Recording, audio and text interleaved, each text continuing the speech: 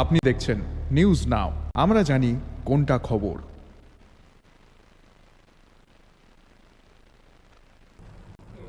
रविवार को सीपीआईएम ने शिकायत की कि मौजूदा भाजपा सरकार वीर चंद्र मनु के शहीदों को श्रद्धांजलि देने के लिए किसी भी कार्यक्रम की अनुमति नहीं दे रही है।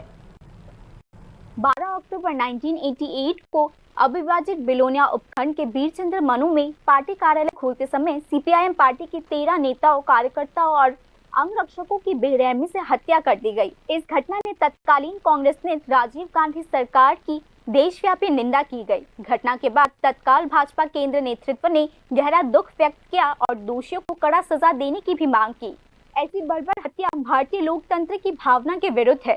हमें त्रिपुरा की धरती पर खून नहीं बल्कि शांति और सह अस्तित्व के बीच बोने की जरूरत है। तत्कालीन भाजपा सांसद और देश के पूर्व प्रधानमंत्री अटल बिहारी वाजपेयी ने सांसद भवन को संबोधित करते हुए यह बात कही।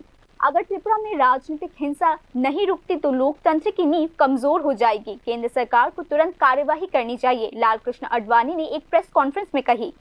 इस मामले में मौजूदा भाजपा ने राज्य सरकार वीर चंद्र मनु के शहीदों को श्रद्धांजलि देने के लिए किसी भी कार्यक्रम की अनुमति नहीं दे रही है। रविवार को सीपीआईएम ने वीर चंद्र मनु की हत्या के पीड़ितों को श्रद्धांजलि देने के लिए मेला मैदान स्थित पार्टी मुख्यालय में यह शिकायत की।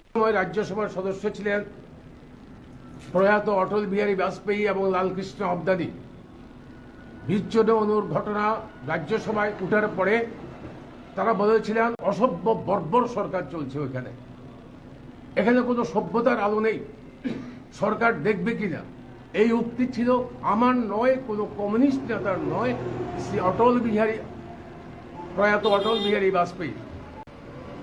আর আজকে 2025 সাল, আমি আজকের ঘটনার কথাটা একটু গুরুত্ব দিতে চাই যে আজকে 2025 সাল নরেন্দ্র মোদীর নেতৃত্বে বিজেপির কোয়ালিশন সরকার, আমাদের রাজ্যেও প্রফেসর ডক্টর মানিক শাহর নেতৃত্বে জোট সরকার চলছে। এখানে আমরা আমাদের শহীদদের প্রতি শ্রদ্ধা জানাবো, সেই অনুমতি 1 মাস আগ থেকে পুলিশ এবং দক্ষিণ জেলা প্রশাসনের কাছে আমাদের কমরেডরা বারে বারে আবেদন জানিয়েছে।